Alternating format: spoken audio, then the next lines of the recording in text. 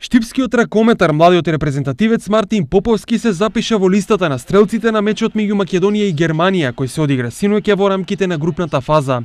Голот на Поповски дојде во клучен момент, израмнувајќи на 23-23 пред самиот финиш на надпреварот, кој заврши со изедначен резултат од 25-25. Македонија заврши како прва во групата со 5 бодови. Втора е Германија со 4, пред Словенија со 3 и Црнагора која е без бодови. Сега прелиминарната група на Македонија ќе игра на превари со секоја репрезентација од прелиминарната група Д, каде прва е Шпанија пред Данска и Чешка, сите со по 4 бодови, пред последната Унгарија.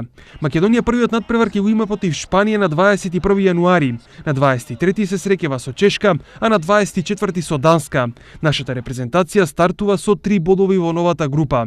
Според природата на нештата кои се случуваат, после изгледа нашиот Мартин ќе биде дел од новиот историски успех на македонскиот ракомет.